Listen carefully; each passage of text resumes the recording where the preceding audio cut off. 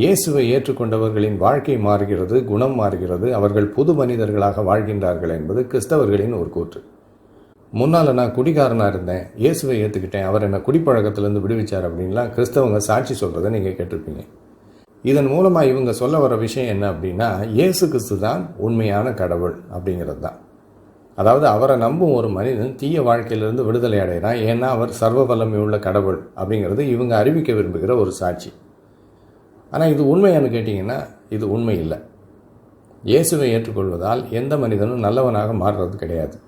அதுக்கு மேலே இயேசுவை ஏற்றுக்கொள்பவர்கள் முன்னே இருந்ததை விட மோசமான குணமுடையவர்களாக மாறுகிறார்கள் அப்படிங்கிறது தான் உண்மை. அதை பற்றி தான் இந்த வீடியோவில் விளக்கம் கொடுக்க இருக்கிறேன். முதலாவது, இயேசுவை ஏற்றுக்கொண்ட உடனே ஒரு மனிதனுடைய வாழ்க்கையில் மாற்றம் வருகிறது அப்படின்னு கேட்டிங்கன்னா மாற்றம் வரும்.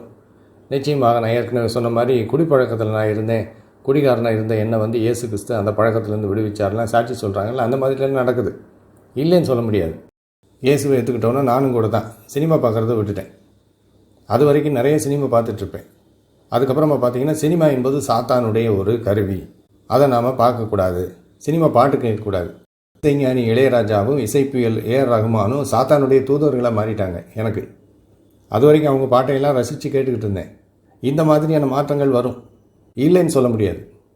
ஆனால் இந்த மாதிரியான கெட்ட பழக்கங்களிலிருந்து விடுதலை அடைகிறது, குணம் மாறுறது, இதெல்லாம் கிறிஸ்தவத்திலே மட்டும் நடக்கின்ற ஒரு காரியம் இல்லை.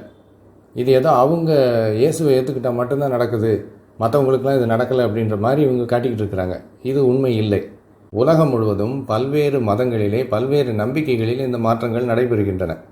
இஸ்லாமை ஏற்றுக்கொண்டு எத்தனை பேர் மனம் மாறி வாழ்ந்துட்டு இருக்கிறாங்க. குடிப்பழக்கத்திலிருந்து விடுதலை அடைஞ்சு, கோபத்திலிருந்து விடுதலை அடைஞ்சு, போதை மருந்து பழக்கத்திலிருந்து விடுதலை அடைஞ்சவங்கெல்லாம் இருக்கிறாங்க. முஸ்லீமாக மாறினதுனால ஏற்பட்ட மாற்றங்கள்.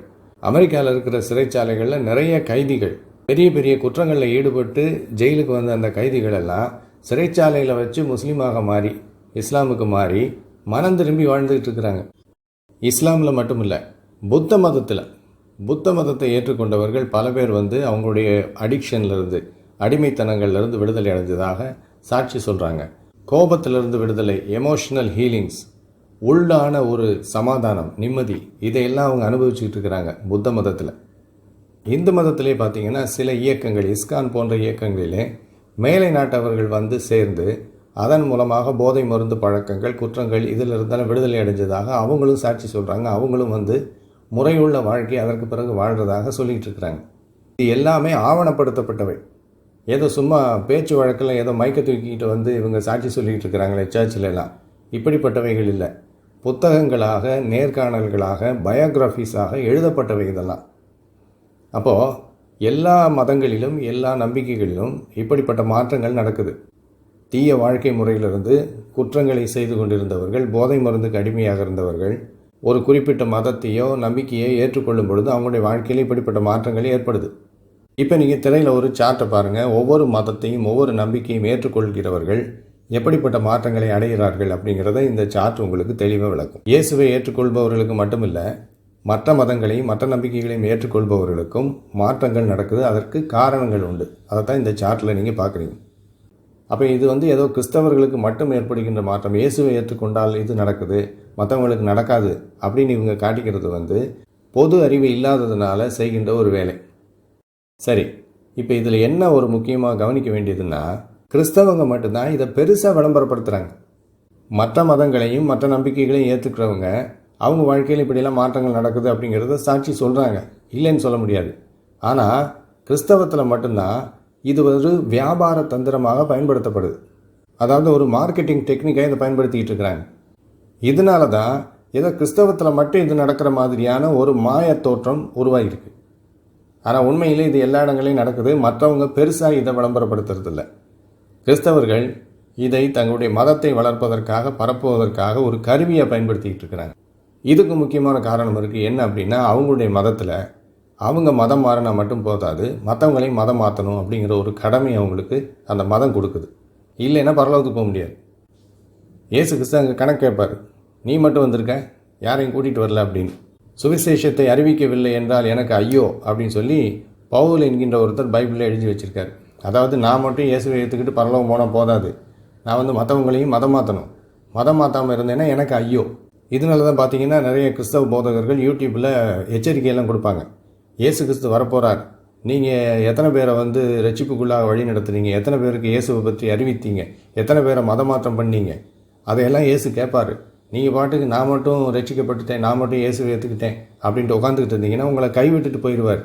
அதனால் இப்போவே நீங்கள் சுவிசேஷ வேலையை செய்யுங்கன்னு சொல்லியெல்லாம் எச்சரிப்பு கொடுக்குறாங்கல்ல, இதுக்கு காரணம் இதுதான்.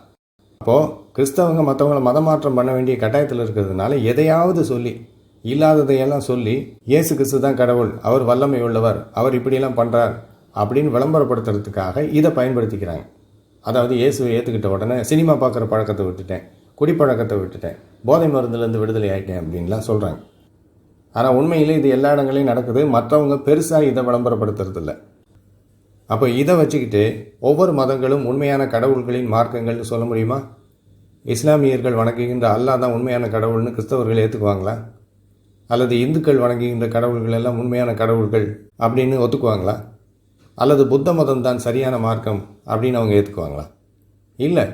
மற்ற மதங்களை ஏற்றுக்கொள்பவர்களுக்கு இந்த மாதிரி மாற்றங்கள் நடக்குதுன்னு சொன்னால் உடனே அதை நிராகரிப்பாங்க. அதை வைத்து கொண்டெல்லாம் அந்த கடவுள்கள் உண்மையான கடவுள்கள்னு சொல்ல முடியாதுன்னு இவங்க சமாளிப்பாங்க. அல்லது அதெல்லாம் தற்காலிகமான மாற்றங்கள், நிரந்தரமான மாற்றங்கள் இல்லை அப்படின்னு சொல்லி போய் சொல்லுவாங்க. அதை உண்மைன்னு ஏற்றுக்க மாட்டாங்க. அப்போ அதிலிருந்தே இப்படிப்பட்ட மாற்றங்களை வைத்து ஒரு கடவுள் உண்மையான கடவுள் அப்படின்னு ஏற்றுக்க முடியாதுங்கிறத அவங்களே ஒத்துக்கிறாங்க. அப்புறம் எதுக்கு இயேசுவை ஏற்றுக்கொண்டதால் எங்களுடைய வாழ்க்கையிலே மாற்றம் நடந்தது, நாங்கள் டிரான்ஸ்ஃபார்ம் ஆகிட்டோம், அதனால் இயேசு கிறிஸ்துவே கடவுள் அப்படின்னு சொல்லி இவங்க அறிவிக்கிறாங்க. சரி, இப்போ தான் இயேசுவை ஏற்றுக்கொள்வதால் யாரும் நல்லவர்களாக மாறுவதில்லை, மாறாக இயேசுவை ஏற்றுக்கொண்டதற்கு பிறகு அவர்கள் மோசமான குணமுடையவர்களாக மாறுகின்றார்கள் என்கிற உண்மையை பார்க்க போகிறோம். இயேசு கிறிஸ்துவை ஏற்றுக்கொள்ளும் பொழுது ஒரு மனிதனுடைய மனநிலை எப்படி மாறும் தெரியுமா? அதுக்கு முன்னால் உலகத்தில் இருக்கிற எல்லாரையும் தனக்கு சமமாக நினைப்பான். ஆனால் இயேசுவை ஏற்றுக்கொண்ட உடனே அவனுக்குள்ள ஒரு பெருமை வந்துடும். நான் ரட்சிப்படைஞ்சிட்டேன், இயேசு என்கின்ற கடவுளை நான் ஏற்றுக்கொண்டு விட்டேன், கடவுளுடைய பிள்ளை ஆகிட்டேன். ஆனால் என்னுடைய சொந்தக்காரங்க எல்லாரும் சாத்தானுடைய பிள்ளைங்களாக இருக்கிறாங்க. நான் பரிசுத்தவான் ஆகிட்டேன், அவங்கெல்லாம் பாவிகளாக இருக்கிறாங்க. நான் பரலோகம் போக போகிறேன், அவங்கெல்லாம் நரகம் போக போகிறாங்க. நான் சுத்தமாயிட்டேன், அவங்கெல்லாம் தீட்டாக இருக்கிறாங்க. இப்படிப்பட்ட ஒரு பெருமையும் அகம்பாவமும் அவனுடைய மனதுக்குள்ளே வந்துடும். இயேசு கிறிஸ்துவை ஏற்றுக்கொள்வதால் வருகின்ற ஒரே மாற்றம் இதுதான். எந்த ஒரு மனிதனுக்கும் தாழ்மை வராது. இயேசுவை ஏற்றுக்கிட்ட உடனே அகம்பாவம் தான் வரும், அகங்காரம், மற்றவனை விட நான் மேலானவன். இதனால தான் கிறிஸ்தவர்களுடைய நடவடிக்கை ரொம்ப வித்தியாசமாக இருக்குது. நீங்களே கவனிச்சிருப்பீங்க. அவங்கள பொறுத்தளவு அவங்க மட்டும்தான் கடவுளுடைய பிள்ளை, மற்றவங்க எல்லாரும் சாத்தானுடைய பிள்ளைகள். எல்லாருக்கும் நியாய தீர்ப்பு கொடுப்பாங்க. அவன் பரலோகத்துக்கு போக மாட்டான், இவன் பரலோகத்துக்கு போக மாட்டான் அப்படின்லாம். இந்த குணம் நல்ல குணமாக யோசிச்சு பாருங்கள். மற்றவனை எல்லாம் தாழ்வாகவும் தன்னை உயர்வாகவும் நினைக்கின்ற இந்த குணம் குடிப்பழக்கத்தோட மோசமான குணம். இயேசுவை ஏற்றுக்கிட்டதுனால குடிப்பழக்கத்திலேருந்து என்னை விடுவிச்சிட்டார் அப்படிங்கிறாங்களே. குடிகாரனாக இருந்தப்போ அவன் எல்லாரோடையும் சமத்துவமாக இருந்திருப்பான். ஆனால் இயேசுவை ஏற்றுக்கொண்ட உடனே மற்றவனை எல்லாம் ஏற்றுக்க மாட்டான். இவர் உடனே டாப்புக்கு போயிடுவார். இது நல்ல குணமா? அடுத்தவன் கும்பிட்றதெல்லாம் சாத்தான்னு சொல்கிறது நல்ல குணமா?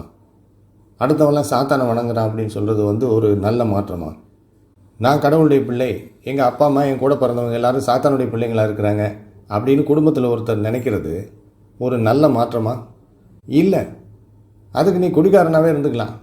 குடிகாரனாவது குடிக்காமல் இருக்கும்போது எல்லாத்தையும் நல்லபடியாக நடந்துக்குவான்.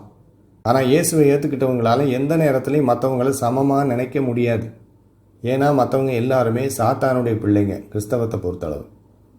அதனால் தயவு செஞ்சு நான் இயேசுவை ஏற்றுக்கொண்டதால் என்னுடைய வாழ்க்கையிலே மாற்றங்கள் ஏற்பட்டு விட்டது, நான் புது மனிதனாக மாறிவிட்டேன் அப்படியெல்லாம் இனிமேலும் பொய் சொல்லி ஏமாத்தாது. மாற்றங்கள் எல்லா மதங்களையும் ஏற்றுக்கொள்பவர்களுக்கும் நடக்குது. அதற்கு மேலாக கிறிஸ்துவை ஏற்றுக்கொண்டவர்களுடைய குணம் மோசமாக தான் போதே தவிர நல்லதாக மாறுறதில்லை. அதனால் இனிமேலும் இந்த பொய்யை சொல்லி யாரையும் ஏமாத்துறதுக்கு முயற்சி பண்ணாதீங்க.